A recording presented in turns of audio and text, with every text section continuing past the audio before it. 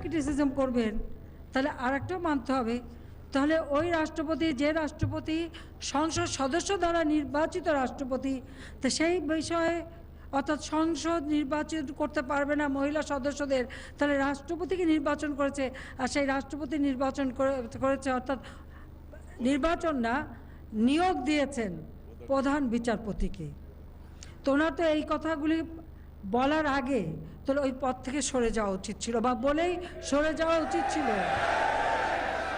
তদন্তই করা যাবে না এই কথাটা প্রধান বিচারপতি হয়ে কিভাবে বলেন? তার মানে একজন দুর্নীতিবাজকে প্রশ্রয় দেওয়া, দুর্নীতিবাজকে রক্ষা করা, এটা তো প্রধান বিচারপতির কাজ নয়।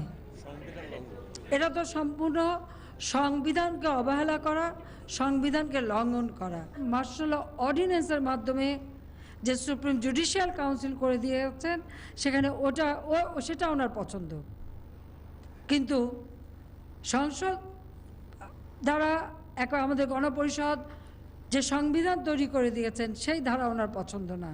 অনেক কন্ট্রাডিকশন আছে, যাক আমি পড়ে প্রত্যেকটা যেটা যে আমার এরকম অস্বাভাবিক লাগছে নোট নিচ্ছি, আল্লাহর মধ্যে পার্লামেন্টে আমরা এটা বলতে পারবো। সব সহ্য করা যায়, কিন্তু পাকিস্তানের সাথে তুলনা করলে এটা আমরা কিছুতে সহ্য করতে পারবো না। আর পাকিস্তান রায় দিল দেখে কেউ ধমক দেবে, আমি জনগণের কাছে বিচার চাই, আমার বিচার আমি জনগণের কাছে চাই যে আজকে পাকিস্তানের সাথে কেন তুলনা করবে, পাকিস্তানের প্রধানমন্ত্রীর সাথে কেন তুলনা করবে, আর ওই হুমকে আমাকে দিয়ে লাভ নাই। আমরা আইব খান দেখেছি, ইয়াহিয়া খান দেখেছি, জিয়া, এরশাদ, খালেদা জিয়া।